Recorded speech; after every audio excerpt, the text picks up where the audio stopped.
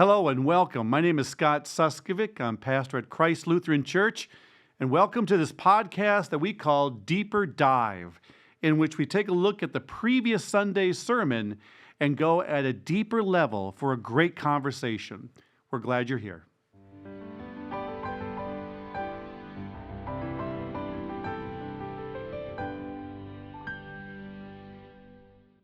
Hello and welcome to our podcast, Deeper Dive, as we take a look at the previous Sunday's sermon and go in some deeper levels that we can't on Sunday. I'm here, Pastor Scott, along with Pastor Adrian. And we're almost all the way through this book of Jonah. We've got one more week of it coming up, but we want to go on that fourth chapter that we covered last Sunday. Now, I just, before we get into that, Pastor Adrian, want to just say I'm enjoying this sermon series. Me too. I'm loving this series. I'm a little sad it's ending this week. Yeah, it's a small book. You can't milk it for that much there, but I'm hearing some great comments from people. I think they like how it's made Jonah come alive. I think they're enjoying how it is applicable to their everyday life. I think people are seeing themselves in this prickly prophet. Yes, I've loved hearing someone say, I get Jonah. I'm Jonah. I love hearing that. I understand that. Well, this past Sunday, just to get you up to speed here, Jonah has gone through the whole fish thing. He has preached at Nineveh. The Ninevites have come to faith, and now Jonah is angry. He says, I knew it. I knew it. This was exactly what I thought you were going to do. You are slow to anger and abounding in steadfast love, O God, and I don't like it. What he's saying, I don't like it for the Ninevites. I like it for me, because God has showered upon Jonah grace upon grace. Grace with a fish to rescue him from a certain death. Grace for a second chance to be obedient to the command.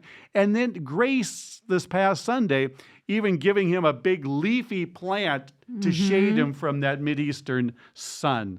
So the takeaway for me, I'm going to ask you in a second, but the takeaway from me is that we believe in a dynamic God that is really interacting with us in the most intimate details of our lives. That's the first thing. The second thing is that we pointed out that this book is really about Jonah's conversion. Not the Ninevites, not the sailors.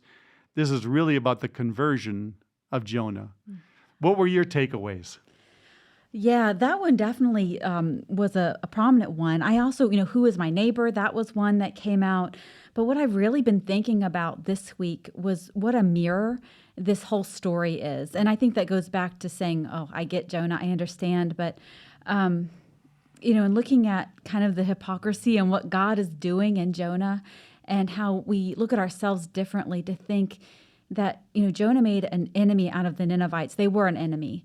But how we also, in thinking about other people in that way, we also make an enemy out of God. And we bring accusations before God, judging. Jonah's like, I knew it. I knew you were like this. Yeah. But it's not a positive thing. Like in your sermon, you said, those are positive qualities, good right? qualities. Like Jonah shouldn't be saying it Abounding in that way. in steadfast love. Yeah. That's right. And so I was thinking about all the questions that we ask in our suffering and in our world and how we're really putting that on to God. I didn't think about that. Jonah is very judgmental about the Ninevites, but he is judgmental about God. Yeah, really judgmental. Saying, you're not doing this right. You're not just. You're not. Yeah, I didn't think about that angle. Well, as we go deeper into this dive, I want to suggest that we take a look at what's going on in this story. Is this about free will? That is, Jonah was disobedient. He preached an awful sermon. He was judgmental of God. Is this all about free will? Make your good choices. Or is it about the sovereignty of God? That is, God's will is that Nineveh comes to faith. God's will is that the storm is stilled. God's will is that the fish comes and rescue.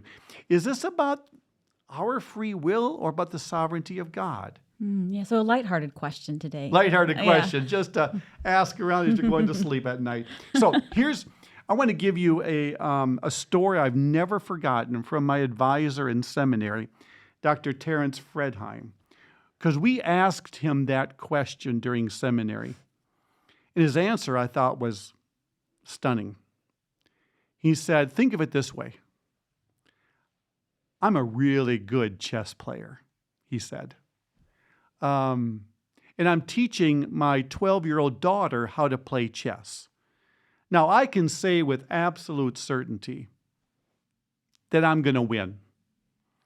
Now, I don't know every move that she's going to make, but I can counter every move that she makes to draw the game to my ultimate conclusion.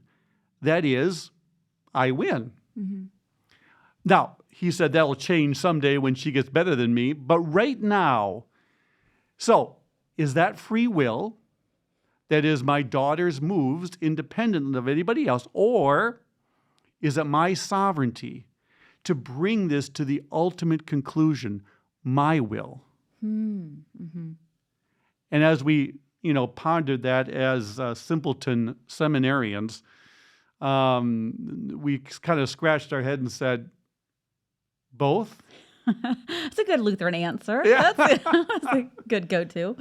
And I think it really is both. Because here it is, God is not pulling the puppet strings on Jonah. Jonah is an unruly, prickly, pouting prophet. Mm-hmm. Almost didn't get all that out. And yet God is bringing all things to his ultimate will. And his ultimate will is not, are you going to choose this ice cream or that? His ultimate will is, are you going to go in this path or that path? Are you going to marry this person or this person? Are you going to live in this city or this? That's not his ultimate will. Mm-hmm. His ultimate will is to bring us into a saving relationship with himself. It's the overarching trajectory of the salvation plan, maybe. So we have a role in that, but really the game has been won.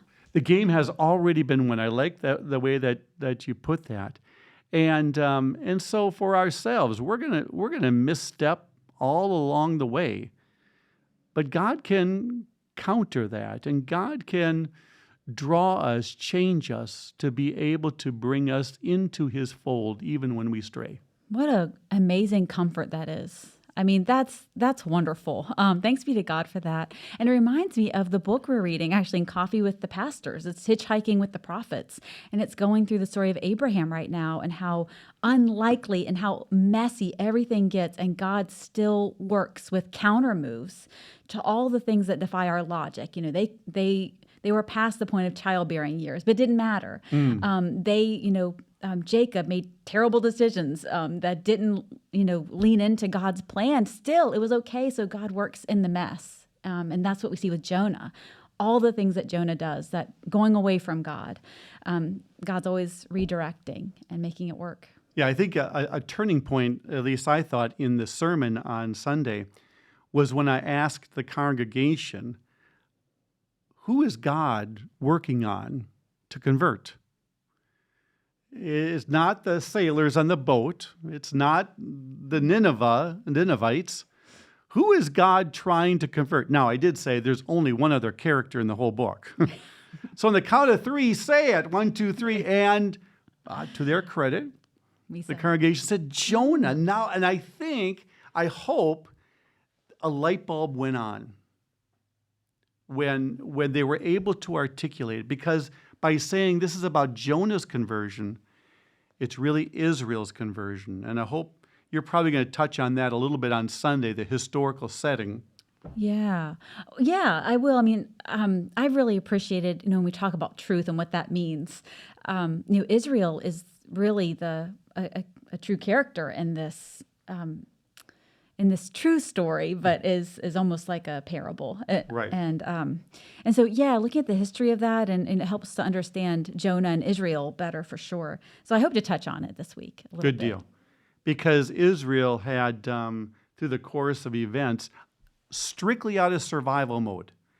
I mean, this was a country, a people, a religion that has been systematically tried to been eradicated like no other country and no other religion in the world. Wow, yeah. And yet they survive. And part of their survival is this drawing the wagons and becoming insulary and protecting themselves. And I get it.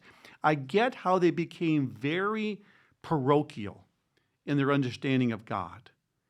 But this book then breaks down those walls to see that, God is the God of all people, even Ninevites. Even Ninevites. I'll clean off the mic after this is done. All right, so this story is not so much whether or not Jonah will be converted, and really not so much if Israel will be converted. It's really, will you and I be converted? And with that, I think back to that chess game from Dr. Fredheim, that ultimately God's will be done. Ultimately, as you said so well, God has already won the war. God is already victorious. Now, he may not dictate all of our individual moves, but as the Gospel of John says, Jesus, the Holy Spirit, is drawing all people unto himself. Almost like this, I don't know if it's a magnet or a sieve, or it's kind of everything's coming unto itself. That's beautiful. Yeah. Well, did I leave you enough stuff to cover on Sunday coming up? Well, I think so. You're thorough and comprehensive. That is awesome. So I think it leaves us at a good place of exploring this question more deeply about ourselves. What's next? And, I always really appreciate when we have our devotions and staff, because there's always new light that's shed on it, a new perspective, and thinking about, this is God's question, and then, ends with silence. And, what are we thinking about, what Jonah is going to do or does, and does that even matter? Yeah. So I think this Sunday I might look at these last two verses, the truth that's there, that God doesn't give up on us, even when we're making terrible moves on the chessboard, so to speak. Yep. And there is work in us, that the message God has is to love people who are really hard for us to love. And I think our Sunday school answer is, yes, I love the hardest people there are to love, but in practice, it's a real struggle when it gets that place in your heart that it's a legitimate reason in our minds. Well, you see that with Ukraine and Russia. You see that with Palestine and Israel and Lebanon now. The sworn enemies. And I think that's why the author chose Nineveh, because they're just evil manifest. They're the synonym of that kind of that wicked empire. So it was easy to use them. Yeah. Well, it has been a delight to go through this book together, and I'm hoping that people are getting something out of it, and will continue to do so as we wrap up this one more week with Jonah, the prickly prophet, pouting the possibilities of God's ponderous. It's almost there. Palvation. Yes. All right, and we will see you next week.